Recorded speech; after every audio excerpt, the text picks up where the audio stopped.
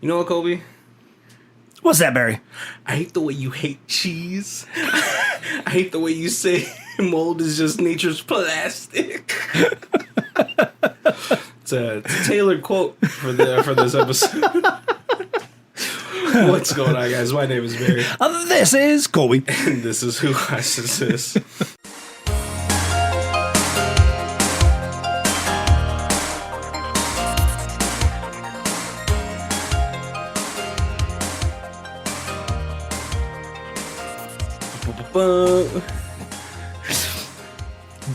Best quote. Yeah. I'm still laughing at that. What's going on, guys? Welcome to the last movie of the Shakes month. Shakes! And you know we had to do it. We had to do... I want to say this is on par as far as like a teen rom-com is as Clueless is. Yes. Right? Yeah. No, this is absolutely like... Because this came out... So... Oh yeah, before we get into like talking about the actual movie, let's go ahead and do one of our first segments. What's it called? The Barry talks about that's trailers. right. So that way they could try to guess what movie it is. One of the most classic teenage rom-coms of the late 90s and early 2000s, where Heath Ledger pretty much carries this movie like no other. But are we surprised? Julia Stiles, the queen of the teenage angst and everything else in between. Is it too good to be true that we're watching 10 Things I Hate About You? Well, that one rhymed. Had to do it for the shakes. Yep. But we're talking about 1999's 10 Things I Hate About You. Right. And nowhere in this movie do they list 10 things. Well, no, we got to the end. It's not listed. Oh, it's like a poem. She does the poems. Oh, I am so dumb that I did not realize. Yes, you're right. It's about 10 things in that poem. And this movie is based off of Shakespeare's very much controversial The Taming of the Shrew. Yes. Did you read the synopsis for that? I am very unfamiliar with most Shakespeare things, other than their remakes in modern times. And then, you know, the one kind of Leonardo DiCaprio where everything's actually in the Shakespeare. The Shakespeare language, the Elizabethan language.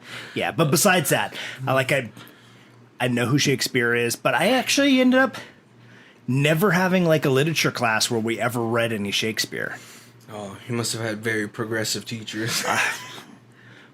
We read some good stuff, but like I never Shakespeare. So like I mean, for sure you read the Iliad, right? Yes. Right. That's like one of the. I think Shakespeare, just because what he did back then was like all these like comedies and all that stuff. I mean, it's not funny to me now, but I'm pretty sure back then it's like, oh, right. Politics. But yeah, for this, so. Like, I'm just going to talk about Taming of the Shrew that way, because I feel like it's almost comparable, but the reason why there's a huge controversy with the Taming of the Shrew is that, so it pretty much, in the play, it starts off around the same type of way, right? Right. We have a guy who comes into town, likes one of the girls that are unattainable because of her father, and then so he plans to get somebody to date the sister. But in the play, they find somebody to wed the sister, right? To take the sister away. The guy who Heath Ledger's portraying, though, is like fairly abusive, I feel like, in the actual play, because what he does is like he takes her away from the home, pretty much tricks her, right? Because he's like, oh, he can combat my wit, you know, he isn't so turned away by my assertiveness, right? And then he goes to work into pretty much mentally abusing her into submission, yeah. Because and then after that, you know, the guy that JGL, Joseph Gordon-Levitt, is playing, he ends up marrying Bianca, and then towards the end of the play, they're like, oh, let's have a contest on whose wife is more obedient. There's another character in there. I think it's the guy who was played. The other character is JGL's friend in this movie. Okay. and he gets married to the girl that like he liked in the movie, right? And so they have this contest, and they're like, "Oh, we'll send our chambermaids to fetch our wives, and the first one who comes is the winner." And Catherine, who's played by Julia Stiles, is the first one to come, and then the other two come like much later. And so she takes away the two girls and explains to them that you must be obedient to your husband. So that's where the issue. I could see why they didn't do a direct translation in this day. Even in the this was Like 99. 90s, yeah. Even in the 90s, that was still already not. Oh yeah, I mean, there's what is it like women's civil rights were like the 70s, Right. late 60s, where like feminism started popping up. So if they came out with that movie in 1999, not even Heath Ledger's gorgeous smile. That's a good looking dude. He is. I like this whole movie. I was like, man, what a loss that he is no longer around. Because, man, he just... I know we're talking about Heath Ledger's like physical attributes, but he is also just a very amazing actor. Yep. Obviously, I've watched some of his more dramatic stuff, like Candy, where he was like a drug addict, and that movie was just draining to watch. Brokeback Mountain, Right. Mainly because I heard Anne Hathaway's boobs are exposed. I watched it on my friend's Netflix account because I didn't want it to pop up.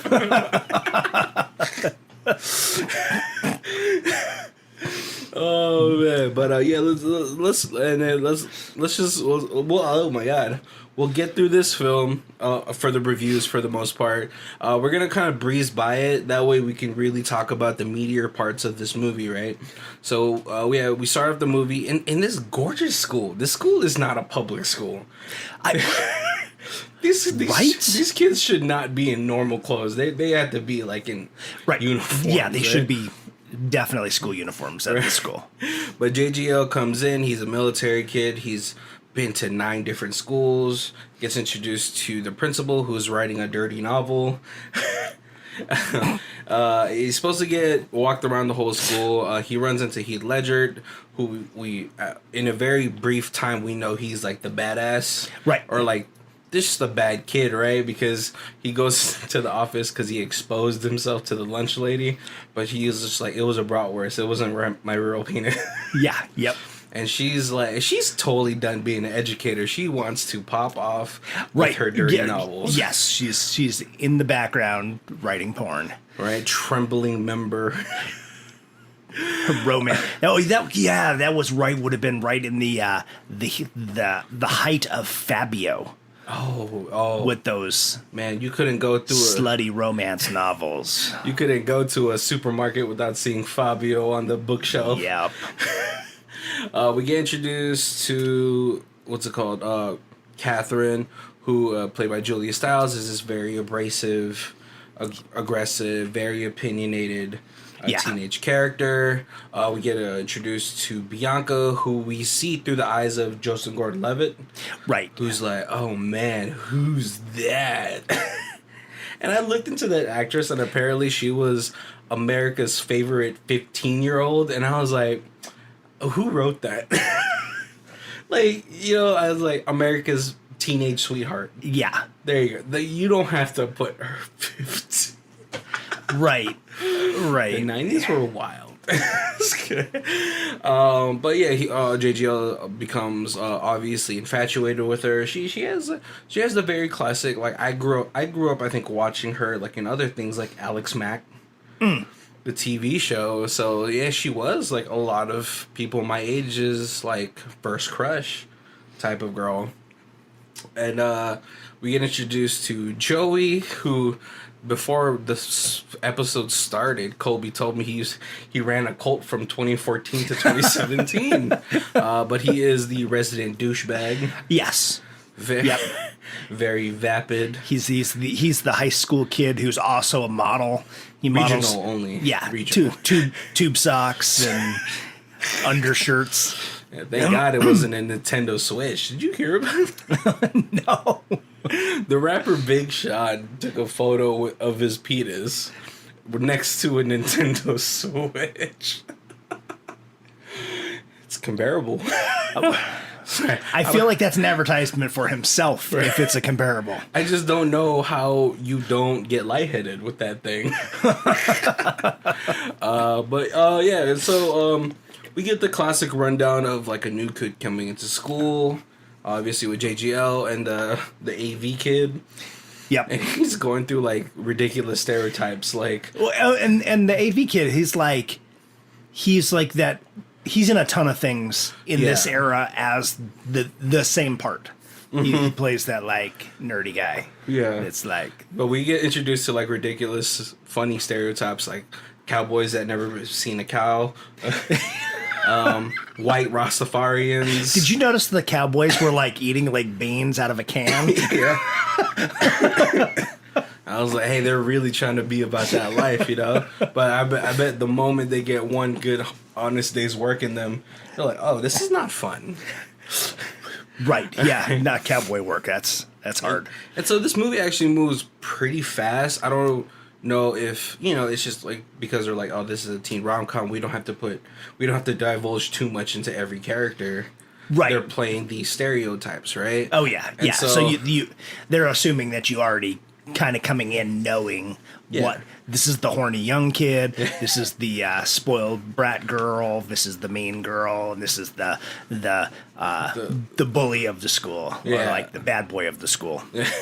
Who's played by Heath Ledger, who has very much like ridiculous rumors running about him. Where he's like eating a live duck hole, except for the beak and the feet. Yeah. He was in porn. Right, and then he wasn't there at school the year before. Where you find out later why, but everybody just assumes that he wasn't there because he was in prison. Yeah, and so very quickly, JGL and his best friend at the school hatch a plan for him to have a chance with dating with Bianca. First, it's becoming her French tutor. And, big ups to the guy, because he, learns French. Right? He learned remedial French. Right. To try to get... That's dedication to a girl. Love makes you do crazy things, like walk up onto a stage and slap somebody at their chin. I don't know when this is gonna come out, but that just happened. I'm sure that meme will still be going around. Oh man, but so he tries to ask her on a date, and she's like, "Oh, you're so adorable, but I can't date because their father, who is a gynecologist, right? You later learn that the father is going through some things because his wife left, right? Yep. And he's a gynecologist, single father of 2 daughters, and if he feels like every baby he delivers is to like a teenage girl, so he's like, you guys can't date till you're out of high school because I don't want to be a grandfather. And right now, if all you're gonna go out, kiss one time, and get pregnant. Right. I mean, all parties are orgies. Right. Yep. And so they hatch a plan. He's like, I'll get someone to date your sister. That way we can go out. Yep. Which I was like, man, you're doing a lot. And, just like Heath Ledger says, what does this girl have? Beer flavored nipples. But they need another great line. I'm glad you didn't ask me that in the opening credits. You know what my favorite thing is? Beard flavored nipples. So they hatch a plan, but they need a backer, right? They need to find a way to get Heath Ledger to go out with this very abrasive, aggressive, opinionated women. Right, and they pick him because since he's the bad boy. They feel like he's the one person in the school that she's not going to be able to scare off. Yeah, because everybody else is just terrified of her. Yeah, because the AV kid, he tries to get guys to come, but they're like, oh nah, bro, I'm not. I've never been that ripped. Classic 90s. The one guy's like, so she's the last person on Earth? Wait, are there sheep? Gross. You know, at least it was like a weird white kid asking it and not like some minority. Yeah. But so they need to find a way to entice Heath Ledger to do it. So they go to Joey, who we all know, like throughout this movie, that Joey's trying to fuck Bianca because she's the titular virgin. Yes. And I was like, listen, like, Asian girls have very strict parents, right? And when I was in high school, they found a lot of ways to get fucked. Like, that's what scares me about, like, picturing myself as a father. Is like, do I want to be that strict? Because they're just gonna get way better at lying, sneaking out, and all that stuff, right? Yeah. But they always found a way. I was like, what's she doing here? She can't be here. It's terrible, right? Like, you think, like, high school kids are so innocent. They're not. They're not. They never were. Oh, man. But, yeah, so they go to Joey and be like, hey, why don't you pay Heath Ledger to take out Catherine? That way, you have a shot with Bianca. Right. Meanwhile, JGL is really setting this up so he could have the shot with Bianca. Yeah. And so you know, Heath Ledger starts putting in slight work, but he comes off of it first like way too strong. He's like, I bet you thought about me naked, right? And those are like, I mean, listen, it's Heath Ledger saying it. I He feel can get away with I that. feel like that was an acceptable like 80s 90s pickup line. I feel like that was not too far fetched. That was probably something people said. Especially if you look like Heath Ledger with an Australian accent. Right. You're already off the charts. Yeah. But no. Catherine, played by Julia Stiles, of course, she's not with it, right? She's like, nope. Gross. You are being gross right now. And so she thwarts off his advances until JGL steps in and talks to Bianca and is like, well, how do we get her to fall for this guy that I got? Right. And so they invade her room, you know, her day planner, her concert tickets. We find out that she has black underwear. Right. And he's like, what does black underwear mean? He's like, well, it means that she eventually wants somebody to see her naked. No, it means that it doesn't stain as much. The stains aren't so visible. No, I was like, that's a really weird. I've never heard that until this movie. Right. I guess it's just sexy. I mean, it is. Like silky black underwear when probably everything. They didn't show the rest of the drawer. I'm guessing so 90s was not overrun with thongs yet. Yeah. So it was probably all like cotton Fruit of the Loomy kind of panties, and so then you have like one silky black when you're like, oh, that is to wear for somebody. Right. But JGL tells Heath Ledger, and he's all like, oh, I know what that means, because people always picture me naked. And so Heath Ledger, he goes to this club called Skunk, where it sounds like she likes ska, and this is pretty perfect for the time. Right. Like 99, you know, No Doubt just came out like 96, 97. So very, very much for the time. And she's like, what are you doing here? And he's like, hold on. The band is playing, and they're really good. I mean, they're no Bikini Bottoms. I forgot what the band is. Yeah. She's like, you know the Bikini Bottoms? And he's like, yeah, of course, I'm cultured. And they go out to the dance floor. He says, like, I've never seen you look. And then the music dies down. So sexy. Right. And that's a typical thing. I remember always, like, when I said something inappropriate really loudly, it always happened to be that 1 second pause in the music, or the mic dropped, or, you know, everybody just happens to be quiet at that one. But like it gets to her because, one, it's embarrassing for him, and it's a compliment coming from Heath Ledger, you know? Right. And so it starts up a little bit, you know. She starts warming up a little bit to him. They end up going to a party because Bianca wants to go, and she's like begs her sister, please, can you just come. Right. And it's a party that's falsely created by the AV kid. by the AV kid, because he is mad that they kicked him out of the AV club. No, like that's like the business club or The whatever. business club. So the business club is going to have a gathering, and he takes their flyers and puts like free beer and then passes them out throughout the whole school, and everybody's like, what? Party at this rich kid's house with free beer, and everybody shows up, and they bring like a whole like mix table and speakers at like a DJ station. Yeah, but a lot of kids also brought a lot of kegs. Good for those And kids. a lot of kids brought beer. Yes. Yeah, like good for those kids. Sometimes it's hard. You got to put on. You don't want to put on a flyer BYOB. Right. But, yeah, so it's nice. Those are the kids you always want at the party because they're always gonna bring beer. But yeah, they all go. Bianca, she spends most of the night with Joey, the your quote hot bully guy. JGL gets crushed by it because he put in all this work for them to not really even hang out during this party. Right. What's it called? Catherine spends most of the party like being annoyed, and when her sister rebukes her from stopping to hanging out with Joey, she just drinks. Right. She starts pounding shots of tequila. Right. This was her audition tape for Save the Last Dance. Yep.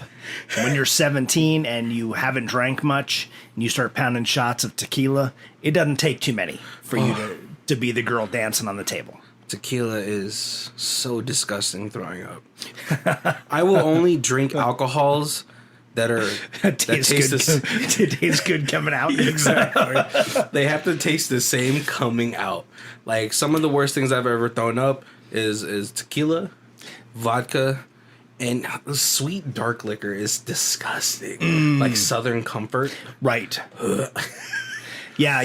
You ever get like really drunk on something that has like a weird, like an alcohol that is a very specific flavor, and then you throw it up, and then it just, I can never drink like peppermint schnapps, never again, kind of like that just immediately takes you back to that moment. Yeah, it is bad, right? But Heath Ledger spends most of the night actually trying to take care of her, which is nice. This is where like she really lets her guard down.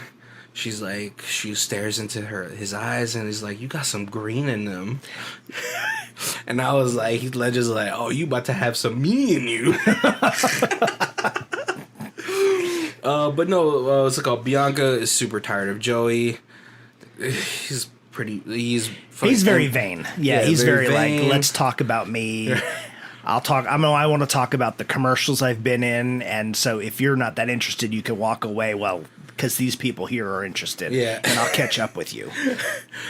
So at the end of the night, the party is like kind of winding down. She asks JGL for a ride home because like she actually enjoys talking to JGL. Right. Like the scenes that they do have together, they seem very like comfortable around each other. They can talk about what's on their mind. It's and it's a give and take situation, right?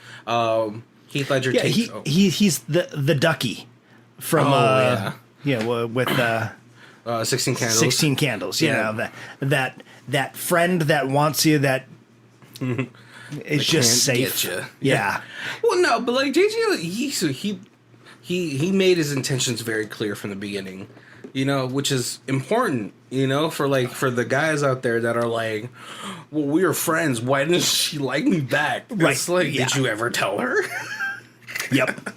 So everyone's going home. Heath Ledger takes Catherine home. She tries to kiss him. She gets rebuked because Heath Ledger's like, no, I don't really make out with drunk chicks. You're not in a clear space right now. Right, which is super honorable of him, and she takes quite a bit of offense. Well, because like for her, like, she's built up this hard exterior, so for her to like kind of let her guard down and then try, she feels super rejected. Right, and plus I was like, no, you got throw up breath, girl. Yeah, she was just wharfing. And then JGL, like, watching this now, his little tirade in the car was like, oh, you scream, I'm a nice guy. But, you know, like, it's a 90s film, so she kisses him because, you know, like, even with during the tirade, she's like, you're so beautiful, and I liked you for you, like, you know, you're such a good, you're such a wonderful person, and I defend you when people call you conceited, because, like, the time I spent with you feels like you're not that person that a lot of people perceive you to be. Mm-hmm. So it's like a mixture of, like, I'm a nice guy and actual, like, thoughtful things that he's saying in there, but it's now watching this type, I was like, ugh, I really hope I wasn't like that in high school. Did you think about that too? You're like, ooh. Right, yeah. But they end up kissing, so good for them, right? Now Heath Ledger's actually falling for Catherine. And now JGL's like, oh yeah, I got with my girl. And he's like, yeah, we kiss. And Heath Ledger's like, oh, where? And it's like in the car? He looks so let down too. He was like, "You bitch." But you know, they tell Heath Ledger, "You have to embarrass yourself for her." Right.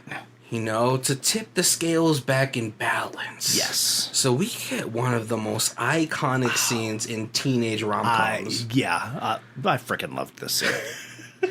I'm like super like dumb for musicals anyway, and then there's like enough song to make this a musical for me.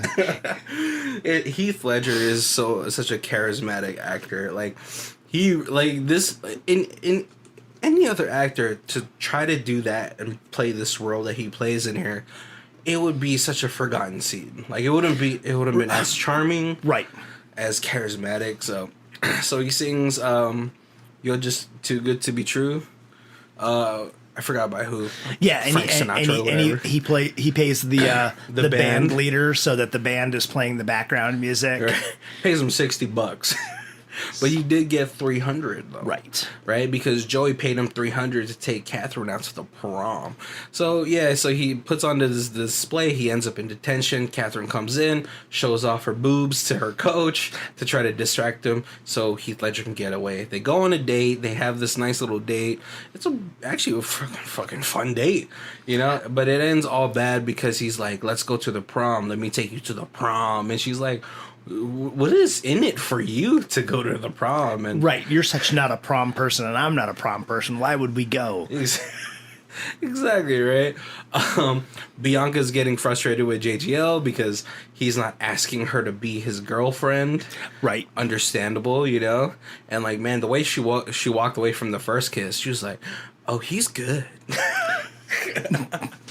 But Bianca's like, please, like, you know, this is, and then we have a scene where Catherine tells Bianca that her and Joey had dated. They had sex because everyone was having sex, but then she didn't want to do it anymore. She only did it because she was grieving her mother leaving the family. Right.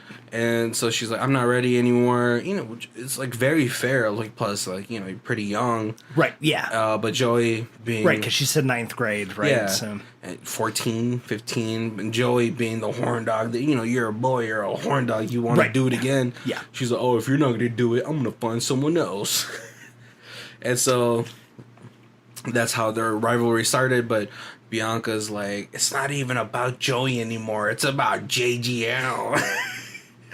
And they have a fight again, but then Catherine decides to go to the prom, and Bianca gets picked up by JGL. And it's a fun scene because, like, they don't tell Dad, and then so she's like trying to sneak out of the house, and he's all like, "Where are you going?"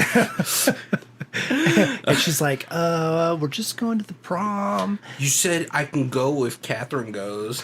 And he's like, yeah, but she's upstairs. And then she comes down in her dress and leaves. Very beautiful. Oh, right. Yeah. Yeah, she's like, I'm going to the prom. And then Bianca gets picked up by JGL. They get to the prom, but then Joey comes to pick up Bianca, and the dad opens it up and then just closes it back. Yes, because that's the person Dad fears the most. Fears, yeah. So they get to the prom. Joey gets mad at Heath Ledger. He accidentally yells it out. That, like, I paid you to take Catherine out so I could fuck Bianca, pretty much. Right. She Not so this scrawny nerd could take her out. Exactly. So she leaves. They have this whole falling out. Bianca ends up punching Joey after hitting JGL. And, you know, this is pretty much their ending. Bianca and JGL do end up together. We don't see them after this, pretty much. They're, like, going on dates and stuff. Catherine with Heath Ledger. Catherine does one of her huge speeches, the 10 Things I Hate About You speech. She's like, you know, I hate that you smoke. I hate that you're always right. But I hate how I don't hate you. And then she ends off like in a very Dr. Seuss line. Yeah. Not at all. Right.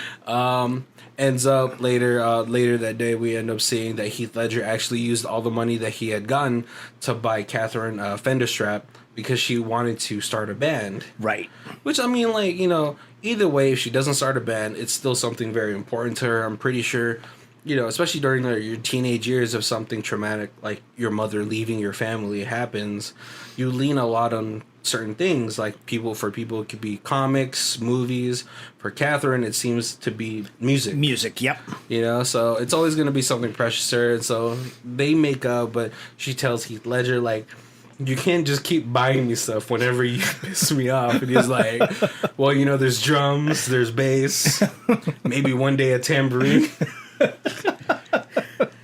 And then we end up on a drone pullout shot of this enormous school. Like, does the rest of Washington go to the school? It's a beautiful. It looks like it should be a college. Because then, like, I was like, dude, that's a huge school, and then right behind it is a huge stadium for sports, Right, like, which has an overlook of a lake. Right. I mean, their father is a gynecologist. Right. So he could probably afford that. But I was like, how's Heath Ledger going to this school? I don't even know if he's going to graduate.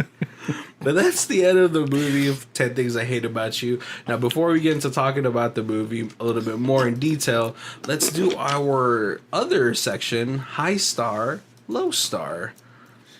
I can't imagine anybody gave this a 1. They did. Someone did. What? Yeah. So we got Leo. Great movie for any collection. 5 out of 5. Since American Graffiti, every generation has tried their hand at a coming-of-age story of its own generation. Some become instant classics, some cult classics, some go nowhere. 10 Things I Hate About You, while coming out of the 90s, is as ageless as it is inspiration, as ageless as its inspiration, Shakespeare's Taming the Shrew. It can be proudly claimed by that generation, but notice no cell phones, and other than a few small things, there are no iconic imagery tying this movie to a time frame or a generation. The theme is eternal, shattering all-time barriers. It's hard to beat true love for a theme. The stars certainly aligned when making this movie, both in astrological, since the literal, with the breakout performances from young stars that would grow to be endearing to the entire world. I bought this for my daughter, who quickly convinced me to get this specific anniversary edition because of its bonus features. And being a huge Shakespeare fan and loving 10 Things I Hate About You, it didn't take much convincing on her part. I was very pleased to see it offered such a reasonable price. Great movie. All right, listen, guys, for those of you who like to leave reviews on movies, grammar's still important. Punctuations are still important. And I'm a bad enough reader. So you put a little bit of bad grammar in there and I get like I tripped up. All right, we have Writer Girl. She gave this 1 star. Really? Like, why does everyone like this movie is her title. So I was looking for a lighthearted, funny high school type movie. Maybe something corny but funny like Clueless. This got tons of 5-star reviews, so am I missing something? I usually like these cast members in other movies, but here they all seem to fall flat. Okay. I have to admit I've only watched 15 minutes of it. See, that's not That's not enough, right? But I'm already bored and tired of hearing swear words. The guidance counselor is writing porn. The teachers are saying things like bitch slapped, and the characters are so stereotyped. I get it. It's supposed to be funny, but somehow it just isn't. Moody, angsty girl wants to read Sylvia Plath instead of Hemingway. Nerdy kid wants the popular girl. Sidekick friend to nerdy guy is telling him how out of reach the popular girl is for guys like him. Popular girl is a ditz who loves her purse more than her shoes. That doesn't make sense because purse and shoes is kind of go together, right? Dad gives up his no dating policy, trading it for a you can date when you're moody, hates all boys sister dates. It's just so unbelievable and not in a funny way. It's just all so boring. Sorry, don't think I'll finish this one. Can't seem to laugh at the humor or care about the characters. You know, for someone who names herself Writer Girl, this was very sloppily written. From now on, people, if you feel you need to write a review of a movie, please feel free to. But watch the movie you're reviewing. Yeah. If you're going to write a bad review, suffer through the hour and a half so that way, like, that review is a true interpretation of your feelings. Yeah, because this was like the top rated review for this movie on Amazon Prime. Right. Which So yeah. So my one example like of that is Drive. Mm-hmm. Amazing soundtrack. That movie starts so slow. Like I literally never turn off a movie, and like a half an hour into this movie I was like I've got to pause this and go get like a snack to stay awake because like I'm gonna fall asleep. This is terrible. By the end of the movie I was like, holy crap, this is probably the best movie I've seen all year. I want to watch it again right now. But like literally, like I almost turned it off because. I think Drive was at like one of those movies that was very at the very start of the slow burn. Like I don't know if I can call it a genre, but the slow burn type. It kind of is, yeah, because it used to not be like that, and then they once a few of them got popular, there was a bunch of them that came out. Yeah, which like listen, I like slow burns as well, but you got to mix in like give me something mindless like a Michael Bay movie. Or boobs. Or boobs. No, but I feel like if you have boobs in a slow burn movie, it's gonna be depressing boobs. Like, it's like sad. You're right. Yeah. Oh, Kobe. Oh, like so. Like, yeah. Did you? Are there any key points you want to talk about in this movie? So one thing I noticed that I thought was absolutely hilarious. It's like two parts. So first of all, you've got JGL Robin teaming up with the Joker. Heath Ledger was the Joker. And then in another part, Heath Ledger says, well, what kind of guys does she like? Yeah. And she says, well, you know, she likes pretty guys. She's got a poster of Jared Leto, who was the other Joker. Yeah. Way before any Batman stuff. Two Batman team-ups was right Jared Leto famous in the late 90s? Was it for his band? Was it 30 Seconds to Mars or something like that? Wasn't he... I thought he was in some Disney thing, like, or Nickelodeon movie or something that was... Jared Leto in the early 90s? Man, we gotta look this up. I mean... Props to you for catching that. He wasn't like High School Musical or something, was he? Let's see. 98, Urban Legend. I get he was kind of like the good-looking nerdy kid back then. Well, I don't. When did his band start? Oh, in the early 90s, I think. Oh, yeah. Okay, you're right. Oh, and she was into music. Yeah. So she would have. That's why that reference. That makes sense. All right. Yeah. Oh, I didn't even think about it. I was like, I forgot There's the comic nerd in me, like catching things. Yeah, no, I think we have a decent so as to combat that 1-star review, right? To be fair, every teenage movie in the early 90s, even till now, I think, are very stereotyped. You know, people are playing certain roles. Right. That they have to, you know, like... And that's just the thing about it, you know. The actors are great. This is probably, like, one of the more better ensembles of teenage actors. So, like, generally, like...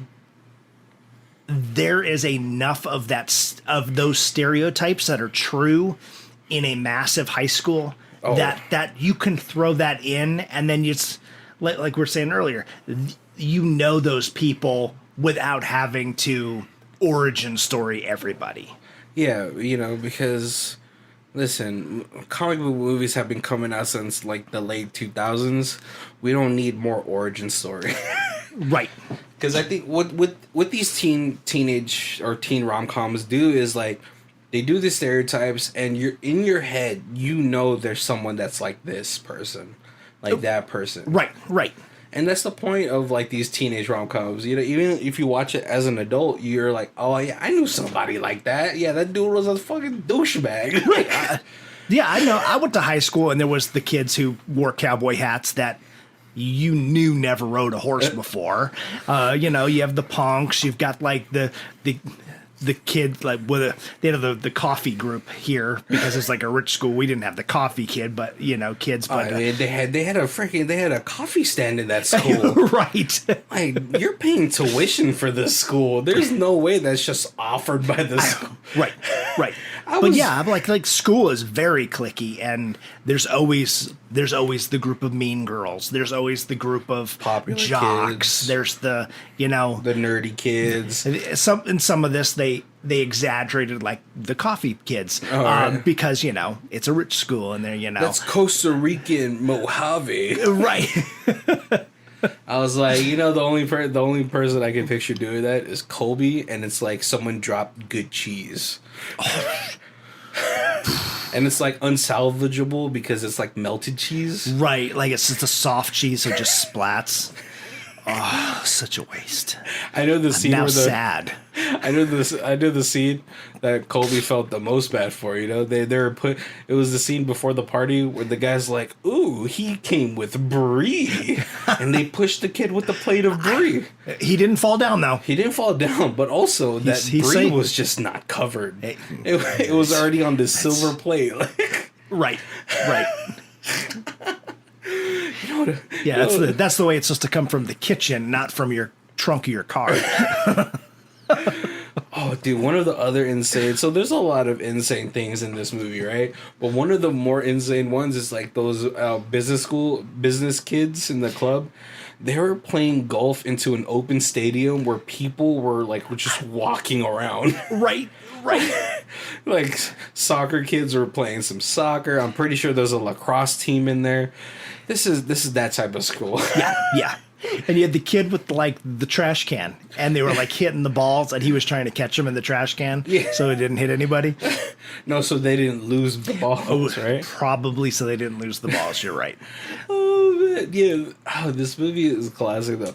Or like even the scene where Bianca is trying her hand at archery, and she just shoots the gym teacher right in the ass. Right. But cleverly, 20 minutes later, that gym teacher's in another scene, and he goes to like lean against a desk, and he's like, "Oh!" So I like that they like carried that joke, into the next scene. Well, it's very sad that this movie does continuity much better than a lot of things. Oh man, or like it's funny, right? Because like she also talks about the literature teacher, how he's a pretty hip teacher. He looks pretty young as well. Right. You know, he's probably like in his late 20s, early 30s, and he's like saying shit like bitch slap and all that stuff. But I was like, that's the teacher you want though. I hate to say it, like this is like just a weird bad way to remember this, but he was in a ton of movies, and he was like the token black guy. The black guy that was in all the white movies. Yeah. Like where they're like, oh, we gotta have a black person. Let's get him. Which is I can't remember his name, but I know that he's probably in like 20 movies in like a 10-year span because of. He was probably in all of the what's it called, the teen rom-coms. A Thin Line Between Love and Hate. I love that movie. That's with Martin Lawrence. That's a good one. In the House. That was a TV show. Cosby's. Yeah, Home for Galaxy Quest. Oh, he was in Galaxy Quest. Oh, yes. That's where he's from. I was like, that's the one I remember the most. He was, what was his character? He was like the engineer that. Oh no, he wasn't. he was the kid in the show. Yes, that's right. He was the genius pilot, and now he's grown up and he's like, I can't really drive a ship. And they're like, yeah, you can. Just remember how to. It's tailored to your movements. Oh, I forgot he was in dude. Galaxy Quest is another like classic. Total classic. That movie came out in '99, so he was busy. He did that and 10 Things I Hate About You during the '90s. That's really, that's a busy busy year for him. But yeah, I love all the and he like I didn't have a teacher that cussed like that, but I had a teacher who did was very in your face about things. Right.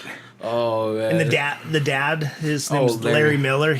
I remember him being like big stand-up comedian. That makes sense. When I was in high school, so like in the 90s, like the early 90s. Yeah. And then he must have, at this point, probably branched out to do movies because that's what most comedians end up doing.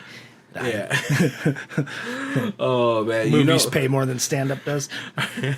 Yeah, I mean, Tim Allen, he had Home Improvement for 10 seasons or something like that. Right. Oh man. Okay, so Gobi, think about it back when you were in high school. Who would have caught your eye? What stereotype of girl would have caught your eye during high school? Like, think about it in terms of this movie.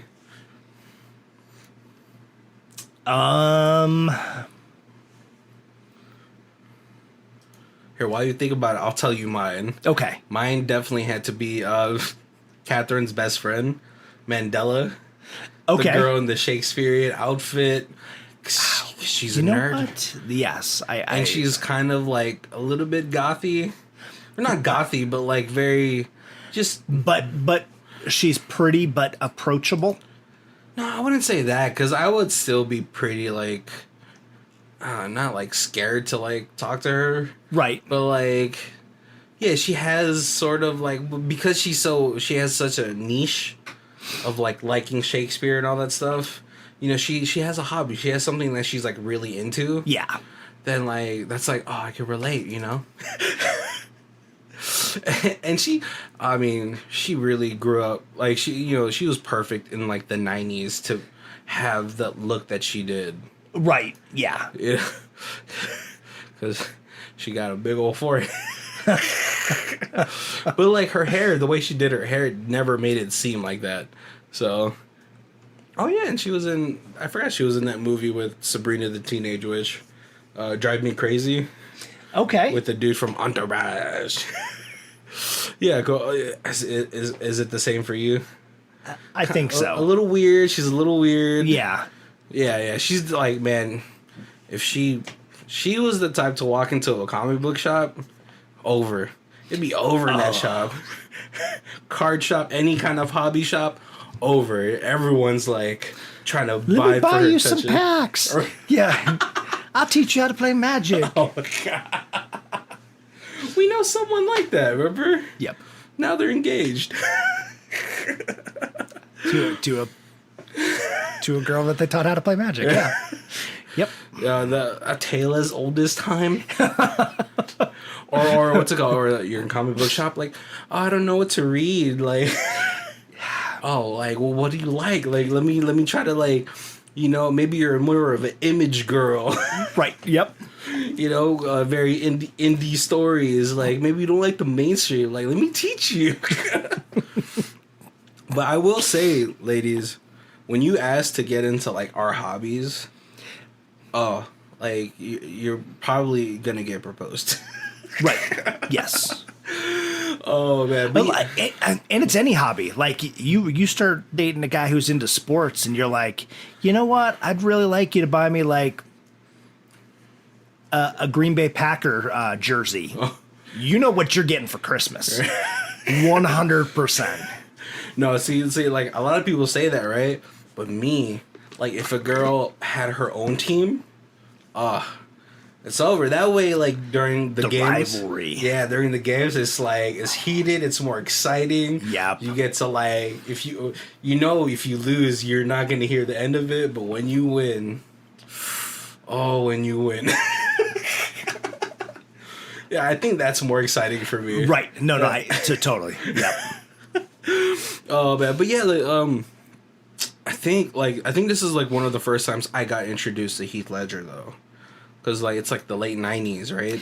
I think this was really my in on him as well.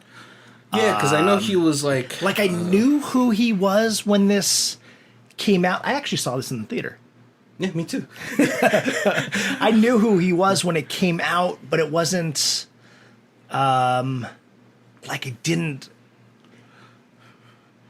He wasn't like, it was like, oh, it's Heath Ledger, let's go see it. Well, I'd just be like, oh yeah, it's that one guy. Oh, see, like as I'm looking at his IMDb, this really was his introduction to American people, because before that he was doing like Australian like daytime like dramas and stuff like that. So, that's awesome.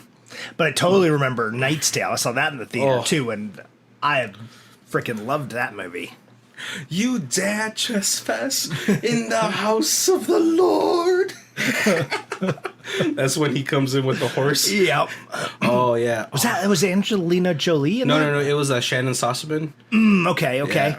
Also, And then a very '90s crush for me. And then the his Vision? squire guy. Yeah, Vision. Yeah, Alan Tudyk as one of his squires. Man, the three of them So good. made that movie just. So it made it so good, man. Freaking Vision's in it. Yeah. But yeah, that movie. Not to get on a tangent, but yeah, Heath Ledger is very much a part of my like teenage years.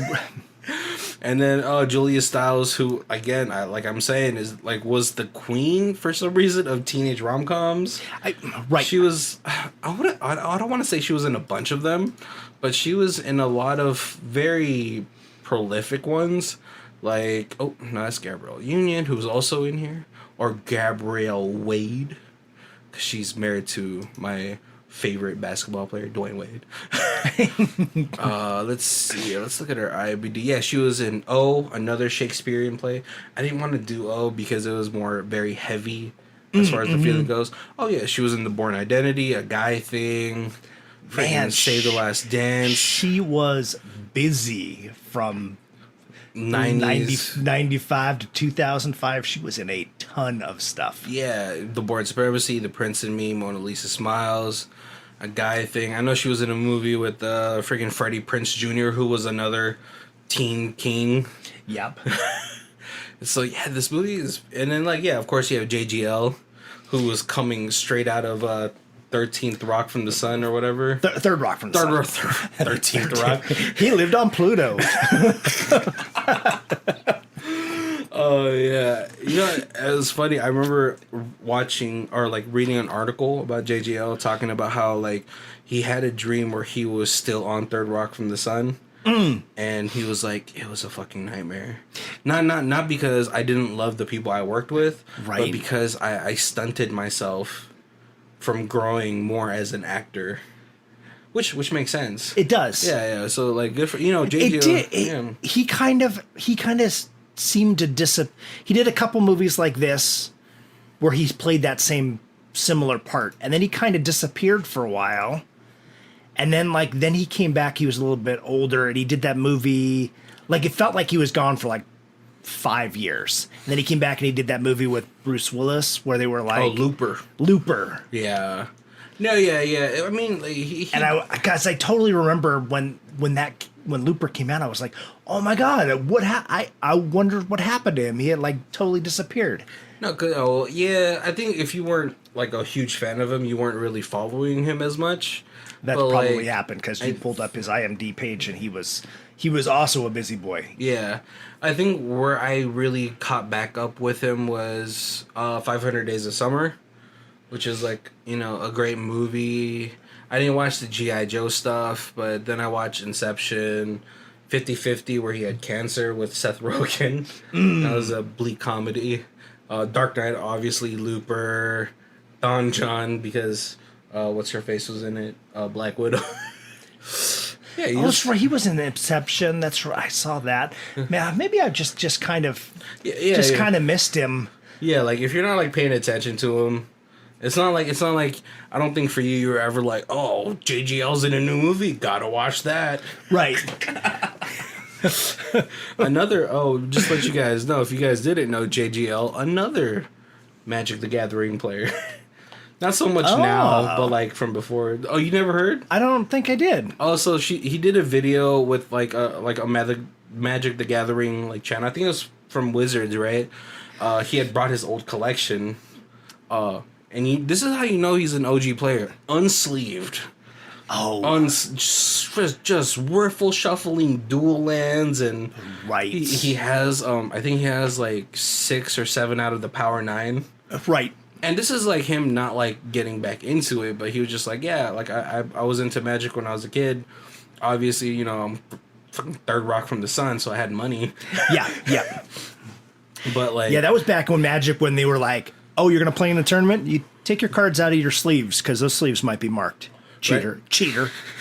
Now, no one would even dream about taking their cards out of their sleeves and riffle shuffling. Right. Yeah, I remember.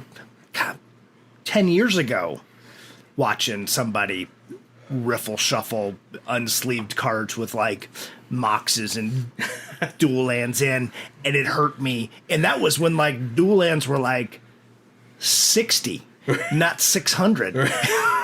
Right. And moxes were like 120 and not 1200. Oh man, yeah, it was great. It was a great little watch because it's like almost like a time capsule of like the Magic that he grew up with. Because he had like the Tim deck, he had the Royal Assassin type of deck. Oh yes. Or when Royal Assassin was like $30 or something. Right. The Shivan Dragons. I mean, honestly, I think even if you just took his collection now, it's probably a whole bunch of alpha beta stuff. Oh, right. Like he needs more money. But this is a little tangent off of that. But yeah, this movie for me especially, because I was a teenager when this movie came out, kind of influenced me a little bit. You know, because it's funny, like you learn like in the movie too, like Heath Ledger, all the rumors about him and Catherine for her too, a lot of them are fabricated, and it just shows you how people just saying shit about you in high school can like really just go off the rails. Right. Because you do learn that when they're dancing, like he's like, I was in Milwaukee last year, my grandfather was sick, and I was there to be with him and eat a ton of SpaghettiOs. And you know, you learn Catherine, a lot of her like trauma stems from like Joey, like when they were dating and she had lost her virginity to him, like her mom leaving. Yeah, and her dad is workaholic, kind of clueless dad. Yeah, like you could tell that he's not around a lot, even though he tries to be the best dad he can. Not that he doesn't try. Like you could definitely see he tries. Yeah, but he's like overprotective for not ever being there. Mm-hmm. And he knows that there's like a time limit to how much he can still be a dad. Right. Because one of the other issues is Catherine, she wants to go to the Sarah McLachlan College or something on the East Coast. Right. Yep. You know? And for her, it's like to get away from her father and to like experience something new. Yep. But you know, like there's moments in time in this movie where you see that he's not like a bad person. Right. You know, he's suffering from his own trauma, you know, seeing all these teenage pregnancies, his wife leaving him. He takes a really small part in this movie and gives it some like real depth. I really like, if you look at it, you get to know an impressive amount of you get an impressive amount of feeling towards this father. In the, like, you put all of his parts together, it's probably 6 minutes of this movie. Yeah, at most. But like, yeah, like he really, for the small amount that he's in, you kind of understand him. Oh yeah, because at first you're like, oh dude, he's being a dick, but then like you learn he's a gynecologist and he sees a lot of teenage pregnancies. And then, like, you also see when he comes off very vulnerable to Julie Stiles' character, where he's like, I don't know, like, the only reason I didn't want you to go to the East Coast is because I can't go to your games. You know? And then you learn, like, he watches all of her soccer games. Right, yeah. Which is, like, for a gynecologist, for a busy guy. Right. It's like he really tries with the time that he has, to spend as much time with his daughter, you know. And he's like, he knows that his youngest daughter Bianca is like, she lets me be a dad sometimes, you know, but I know that time's also running out, right? And you know, like it's I don't know, for Asians it's not too much of an issue as far as like us like leaving home and all that stuff, because we actively do try to like keep up with our parents, you know, call them every day type of deal. So I don't know, like, I guess it's very much different, you know, because I know in Western culture it's very much, you're 18, you're out of the house, and then you see them in holidays. Right. Which, you know, like, I wouldn't say it's kind of sad, you know, like, especially, I don't know if you ever watched that Robert De Niro movie where he like goes to see all of his kids because they're just so busy with their families and all that stuff. Oh, yes. Yeah. I was like, I try not to watch old people sad movies. Because, or another situation is, I don't know if you've ever watched Gran Torino. Uh-huh. Yeah. Remember when he like goes to the neighbor's house and he sees like the whole family, he sees all the old people still very much involved with their kids, right, and their grandkids, and he's like, that's why he leaves the Asian kid his Gran Torino. If you remember that will reading, it is very racially problematic.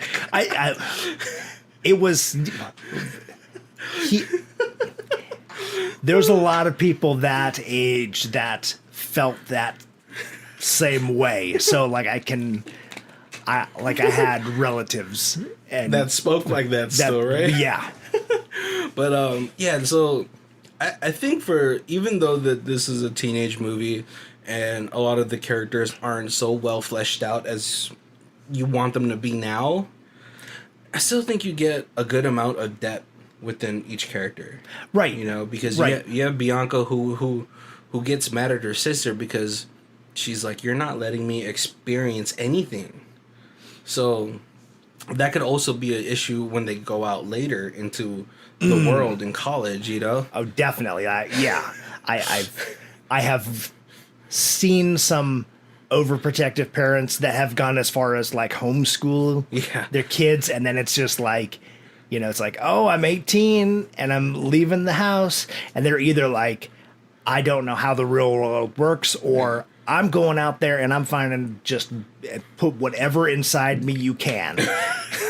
Right? Yeah, they have an overload of experience, right? Yeah. And so, yeah, Bianca gets mad at Catherine because she's like, you need to let me have these experiences now.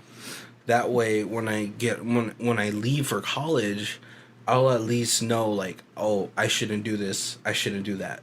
Right. You know, JGL, Army brat kid, you know, for him and like for more of the male characters, you don't really get too much, just because their main driving force is to date Bianca. The only one you really get more out of is Heath Ledger, right? Who is just like, you know, he grew up in a broken home, probably. That's what it sounds like, but he's a nice dude. For the most part. Right. But just guarded. Yeah, just very guarded. And so then he comes across... Yeah, very abrasive. Yeah. No, but one of my favorite scenes is when they're in the lunch line and the AV kid is like, thou shalt. Blah, blah, blah. He's like, dude, don't say that to me. People can hear you. And then JGL goes like, you have to sacrifice yourself for love. And Heath Ledger's like, dude, fuck this. And then the AV kid's like, dude, don't say that shit out loud. People can hear you. Oh, yeah, this... Yeah. This movie is jam-packed with just, like, a lot of, like, very relatable scenes. Right. And I know that this would not be a current thing. This is probably dated, but the when the nerdy kid's talking to Joey, the AV kid's talking to Joey, and while he's talking, Joey draws a penis on his cheek, like, no joke. That kind of stuff actually happened, like, when I was in high school. Like, oh, it's very 80s, right? Yeah, maybe not on your face, but like, you'd come over and you'd be talking to them, and they'd draw like a penis on like your math book or on your folder or something. I mean, that happened. Boobs on your, on your homework. No, that happened to me too. Like, not to me not to me personally, but like, you know, if you passed out at a party, dude, so many dicks on your face. Oh, right. Yep. Just so, like, permanent marker. You're scrubbing your skin raw that night, like, when you wake up. Oh, yeah, like, I think that... And you were lucky if they drew it on you and they didn't, like, take their little disposable camera and take a picture of their penis next to your face. You know, it's funny, right? Because I think that really only happens to white people. Because any other minority race that you try to do that to, you're fighting. You're like, I'm going to stab you. Like, I knew kids that happened to. Like, someone had given somebody a tiny hat. If you guys don't know what a tiny hat is, it's when you rest your testicles on someone's forehead. Yeah. I don't know if I ever heard that before. It could also be known in the Midwest as sitting on gum. But I knew a kid that happened to. Man, that the next day that kid demolished the kid who gave him a tiny head. There's like severe repercussions when you do this. Understandable. Yeah. Dave Chappelle had said, I think Dave Chappelle had actually said this in one of his comedy specials, where like, that's some white people stuff. Like, you don't do that to us. Like, I'm gonna shoot you. Oh man, but yeah, all right. So we are way past our hour mark. That's fine though. You know, we always have a little extra time on our hosting Buzzsprout. If you guys ever want, we're not sponsored by them either. But yeah, do we have a referral code? I don't know. But what's it called? Oh yeah, so if you guys are first joining us, thank you guys for joining us. We always welcome new listeners. Check out the rest of the month and all our other months. We have theme months like Nicolas Cage or animatronics. Definitely check those out. But Danny Trejo month. But since this is your first month since the first time you being here, we have reviews in 4 sections. We have Stream It, DVD It, Blu-ray It, and the Who Watches This Ultimate Box Collection, minus Rome and Jewel. Colby, where you at for this one? I forgot how much I enjoyed this movie. I would definitely watch this. I would show this to my daughter. Has she seen it? I don't think she has. No? Yeah, she was not really into like rom-com kind of movies. Oh, okay. But yeah, no, I think she would dig this. Yeah, I'd go Blu-ray on this, and then I would I don't know, like our little review said, they have a special anniversary steel box, something like that. Yeah. Even better. Yeah. Yes. Man, I'm watching TikTok where people collect movies, and I'm like, I used to have so many, and I got rid of a bunch of stuff, and now I've got like the key. But man, when I watch these people open, like they got all the steel boxes and the box sets and stuff, I'm like, Bobby. I watch so much of these movies. No, I'm the same way. Yeah, easy. I think this is an easy like special anniversary Blu-ray edition box. Yeah. Definitely, just because like you might get little cast interviews on the review. Just like this because this movie really just like our 5-star reviewer said it's a perfect encapsulation of like a teenage high school movie, right? And it doesn't. And he made a great point. Yeah, that you don't have the cell phones, you don't have those things that really. You have the music that kind of ties it to that time period, but you don't have the like all the technology and stuff that ties it to a specific time period. Yeah. Where you have like flip phones or beepers or something like that. So like it makes it much more timeless. Right, yeah, exactly. So, like, I mean, obviously, this is before, like, 2000s when cell phones became way more prevalent. Right. But other than that, yeah, there's no huge brand deals that's, like, really pictured except for, like, Fender Strap. But then again, that also is very timeless. Oh, one of the reviews I watched, because I always kind of watch other people's reviews, apparently there's, like, 16 times they show a Diet Coke can. Oh, like Coke, like timeless. as you walk through the like the lunchroom and stuff, every time there's like food, there's always like Diet Coke cans, or anytime somebody's eating, they're drinking a Diet Coke. I didn't pick up on that, but like when he said it, I was like, subliminal messaging. Yeah, totally. But Coke also timeless. Right. I'm pretty sure in 2050 we'll still have Coke. Safe stock to invest in with high dividend yields. Yes, it is. All right, guys. Well, thank you guys for joining us. We always welcome you guys. Make sure you guys check out our show notes down below. It has our Amazon affiliate links. We want to graduate from the hot and spicy thermometer that we have into something else. Yeah, and definitely follow our social medias. We got our Facebook and our Twitter and that kind of stuff. That way, when we're dropping new things, we kind of post a lot of this and that on there. So like anything we think is cool, Yeah, most definitely. All right, guys. Thank you guys for joining us. My name is Barry. This is Colby. And this is Who Watches This. If you guys want to check out who does our theme music, it is Lee Rosevere. It's called Arcade Montage. It's on our album Music Podcast 3, and her Bandcamp is down below. Thank you.